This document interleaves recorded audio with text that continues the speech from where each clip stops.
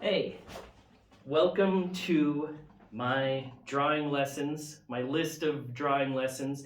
Maybe you're a teacher that is looking for some new lessons to do with your students.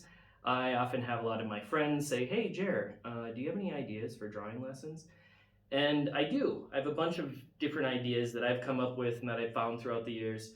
And I just wanted to share these with you so you could have some more creative approaches to kind of mix it up from the common drawing lesson, which we all know, like the blind contour drawings, or sit and stare at a still life and copy that still life. And those things are good. I'm not saying those things are bad, or traditional drawing lessons are a waste of time, but more so that there's more creative approaches to drawing than just replicating reality. So these are kind of fun, different types of drawing lessons that are non-traditional and a little bit more experimental, but I found that they're great for students that need to be forced to think out of the box a little bit sometimes. And they're also really good for artists that are kind of struggling with artist block. Of course, when people want to practice to learn how to draw, oftentimes they'll also, have one specific goal in mind, and that's good too, to learn to draw like a very specific style, that's fine. However, along the way, shaking up the way you see and observe can also help that type of traditional drawing as well. And all of these apply to traditional drawing, realistic drawing, but they could also be approached in a more cartoonish style. You can give the students a lot more leeway and kind of let them run wild with it. Give them a little bit more freedom, right? Freedom starts here. Yeah, so freedom starts here with my drawing lesson. So first drawing lesson is draw the same thing for 30 days. So you take an object or you take a photograph of somebody and you have to draw that every single day for 30 days. You can go in any variation you want. You can start off realistic and go completely abstract. You could start off completely abstract and go realistic, but you just keep on drawing the same thing every single day for 30 days. This will help a student or person get more familiar with the object, and they'll kind of see themselves progress throughout this process, or perhaps they see themselves try 30 different materials in that time too, right? Let them approach it any way they want. The next one is draw an image in reverse. So simple, just inverse the darks with the lights, and you can do this with charcoal or ink, can be really fun as well. So you take a photograph, on your phone, change it to black and white, and then just inverse it. So, you're doing the light part dark and the dark part light. Draw what you're looking at upside down. So, you look at an image, or you look at a person, or you look at an object in front of you, and you have to draw it upside down. So meaning you're drawing from the bottom up. Every single line is reversed. Instead of, drawing the head like this and starting with the forehead going like this, you would have to go like this for that sort of drawing. Draw the last image in your phone. Just have them pick up their phone, open your phone. They have to be honest, of course. And whatever the last image is in their phone, they have to draw it. That could go wrong. Make a drawing out of words. So instead of using lines, just use words. So you just use one word, or you can use a poem, or you can make your drawing a poem. But basically, you're just going to be using words to create the values within the drawing. You could also take apart the letters, make one letter big, some letters small, whatever you want to do. But your drawing has to be made up of letters and words and not marks. So all your marks are letters and words. Overlap the drawing object that you're drawing multiple times. So take what you're drawing, draw it once, then shift your paper a little bit to the left or right, draw it again, draw it again, draw it again. So you have 4 overlappings on one drawing. This can also be fun if you're using something like charcoal and you draw really darkly at first, and then you have them erase that original image, move it a little bit to the right, redraw it a second time, erase that second image, move it to the left, draw it, erase, so on and so forth. Or you can just not even erase and just go on top of each other again and again and again. So you kind of see those lines that you're drawing on your paper because you've drawn it once already, and then you also see those same lines in the object or in the image that you're working from, or person that you're working from. Can be really good with figure drawing lessons as well. Take up an image. You could just take out an image from a magazine or something like that. Chop it up, rearrange it, draw it chopped up. Right? Pretty simple.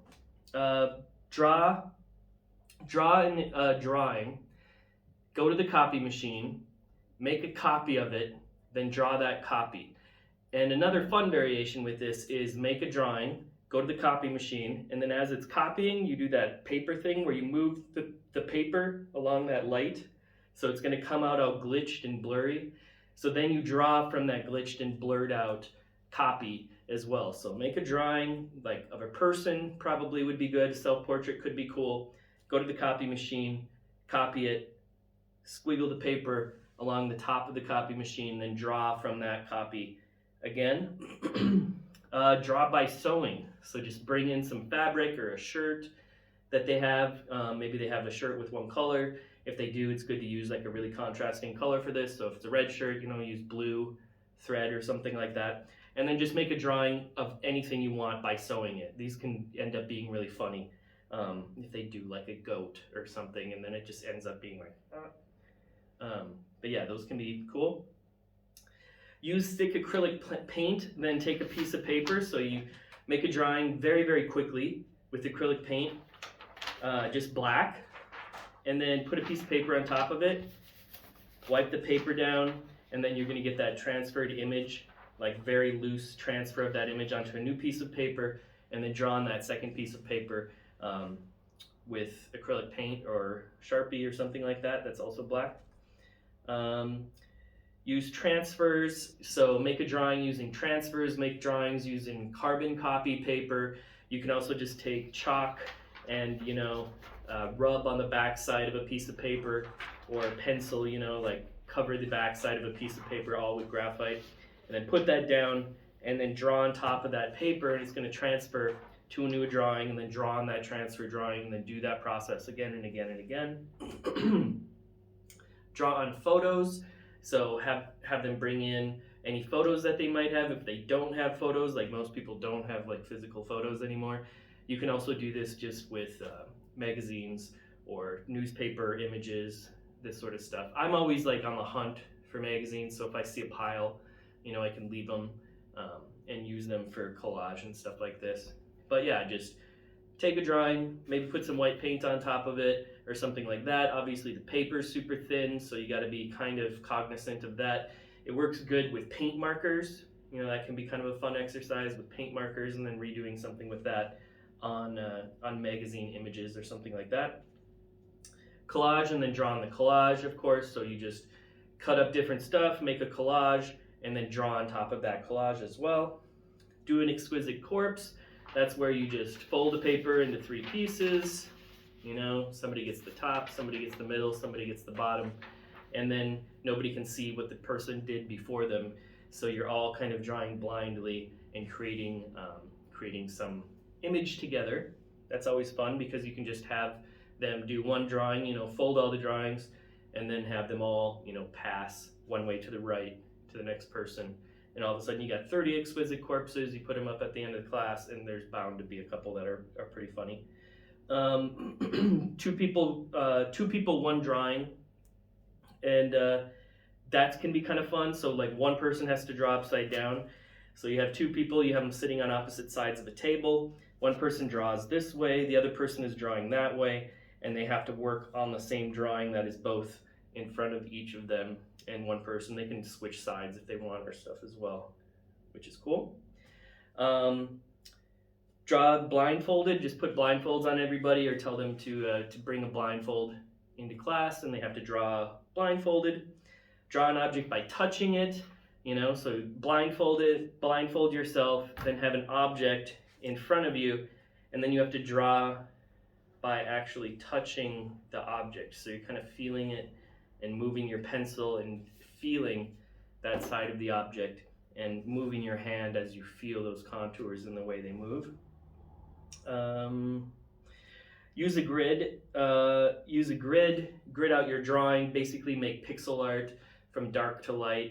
Have them do a value scale at first, and then just pixel it out and then kind of squint at each image in a photo. So you have a grid in front of you on your paper, and you have your photo or image, which is also gridded out on top of that, and then you squint at the image and you're like, okay, A4 is about this dark, right? And then they color in the square that is about that dark, and then you get a very pixely version of that image.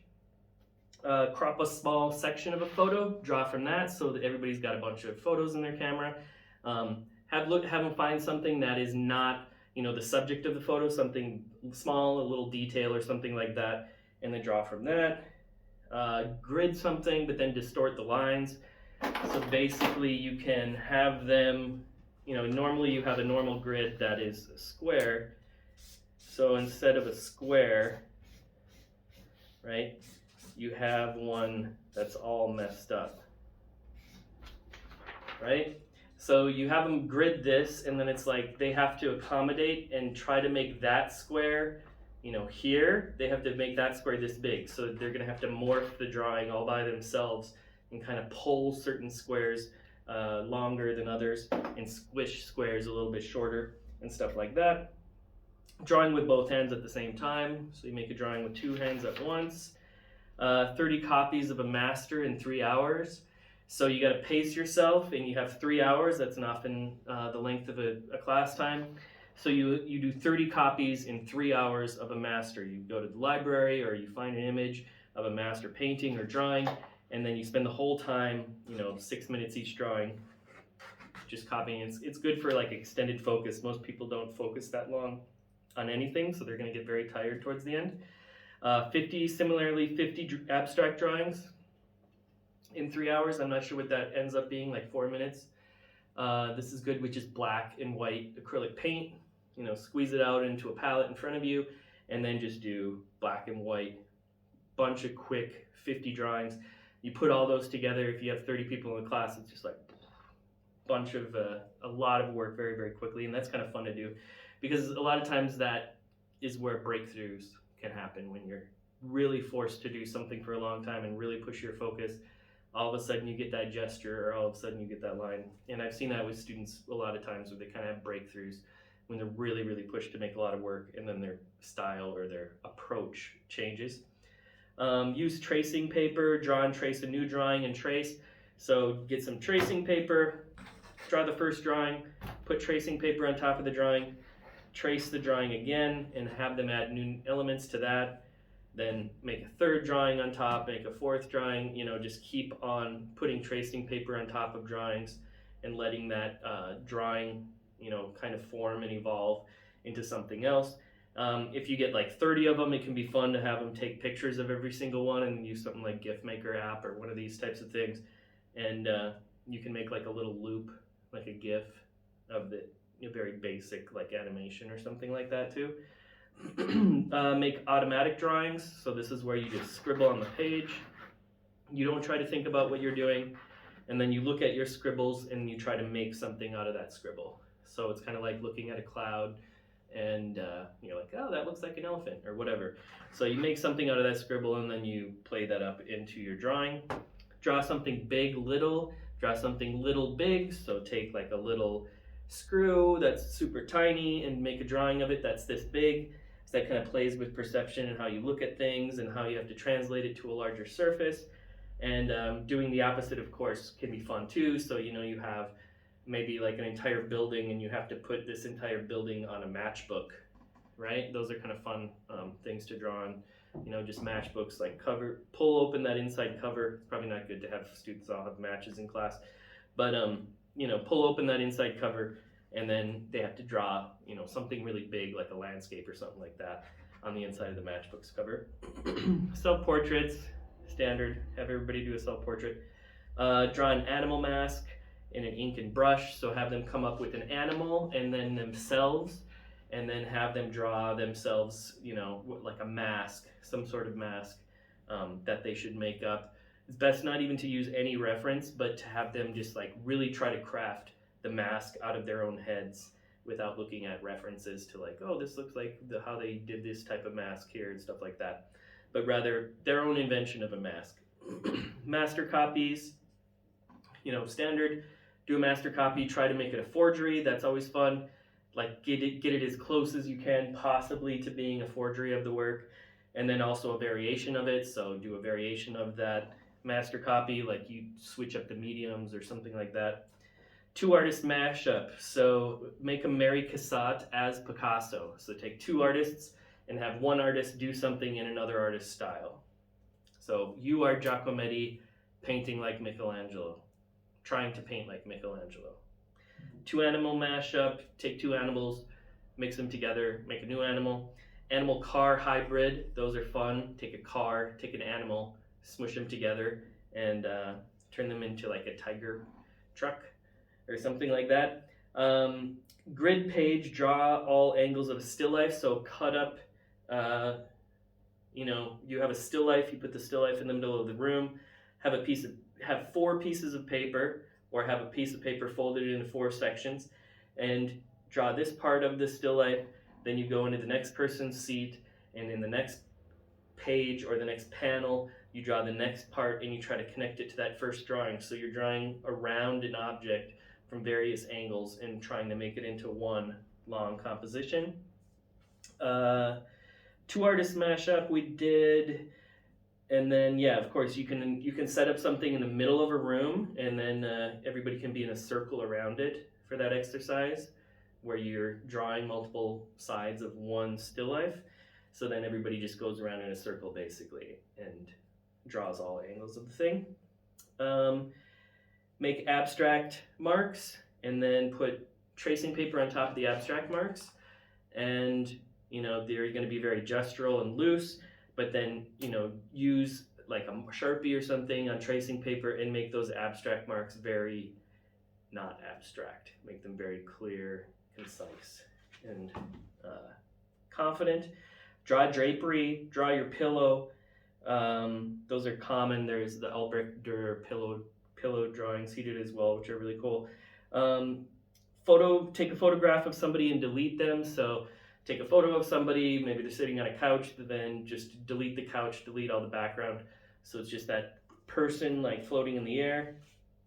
Blurry to reality, that can be fun. So like take a picture of somebody from far away and then like zoom into it so it's blurry, right? So it's not like a really crisp and clear picture of them. So you got to make that, like enlarge, enhance. And as it gets bigger and bigger, you have to draw from that blurry kind of impressionistic looking image. Yeah, that's all those. Erase drawing, start with the, make your paper black at first and then go backwards. So you make your paper dark, and then they have to use the eraser to make the highlights and go lighter. Make a drawing where the negative space is the most important thing and not the positive space. These are especially fun with figures and these sorts of things. So, have a figure in space, but somehow try to highlight, those objects, because oftentimes we disregard the room around figures. So you're inverting that. You're making the room is what you're focusing on. Oh, there's this figure in the middle, right? Full sheets, yeah, so draw a figure, cut them up, and then make some full sheets and some half sheets. So draw a figure, cut up that drawing, and then make a drawing from that drawing. Draw water, pretty fun. You can take pictures just throwing water up into the air and trying to draw from that. You can have them throw it in front of somebody's face or something like that. Photo in water and underwater. So if they have access to a pool, obviously that's awesome. If not, in a bathtub, take a picture of yourself under the water with those variations and then draw from that. Cover a normal object in wax and draw it. So take a normal object. This is kind of like that.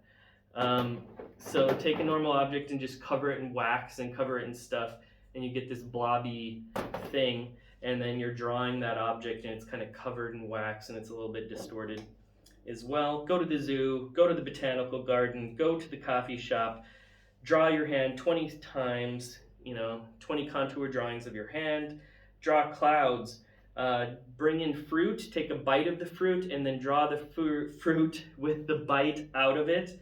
Full-size figure drawings. Make a figure drawing that is the size of the person that you are drawing. Shallow space and deep space. So make a drawing that is very, very shallow space, like this bottle cap on this piece of cardboard here, and then make something that's very, very deep space, like a landscape or something like that. Draw somebody in an interior with one light source, interior drawings. Draw all four corners of your room and tape them together. So you have 4 pieces of paper, you do a drawing of that corner, you do a drawing of that corner, you do a drawing of that corner and that corner, and then you tape them all together and you get a big, long, horizontal drawing of your room. Draw an egg on white paper, classic, can't go wrong, because you get all the shadows and you get the, the half shadow and the dark shadow, and you get the reflection from the paper up on the egg. Drawing based on a list. So these are really fun.